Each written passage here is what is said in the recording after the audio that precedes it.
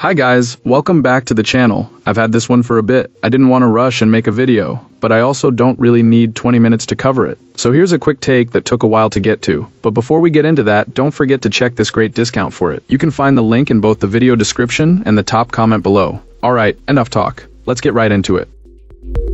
So this portable power station has been on my desk for a few weeks, and I've run it through a bunch of real-world tests. It's a standard lithium battery, not the lithium iron phosphate type, so I wasn't expecting 3 times the lifespan, but it holds its own next to my Bluetti units. The big seller for me is the backlight, a large panel that runs the entire back of the unit.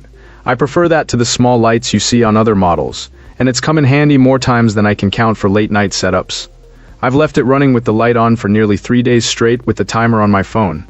After about 36 hours I turned the light off and the unit still showed about half its charge. During those days I charged my iPad, iPhone and several Android devices on and off, and the battery kept chugging along.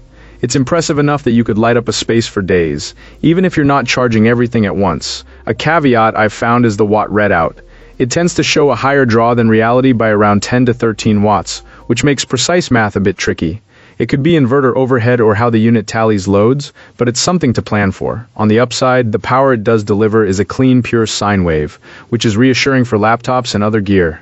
This is a fairly sturdy unit with a 600-watt inverter. In a simple test, I plugged in a 2-foot wide, 120-volt box fan drawing about 70 watts. With a roughly 400 watt-hour battery, I got just over 4 hours of runtime, about 4 hours and 20 minutes. A laptop drew around 20 watts, so charging laptops and tablets is straightforward. Compared to a USB solar bank with 30,000 milliamp hours, which struggles to run a USB fan overnight, this unit's 80,000 milliamp hours gives you more breathing room. Charging out of the box worked fine on wall power, and the 40-watt panel charged roughly 40% in about 3 hours. Then I finished the rest with the wall charger. It supports pass-through charging, so you can power devices while the unit is being charged. The 12-volt port is useful, but with a 25-watt radio, I noticed the transmitter drew a bit more than the port seemed to handle cleanly. The radio runs smoother when plugged into the full outlet rather than the 12-volt port, which is good to know.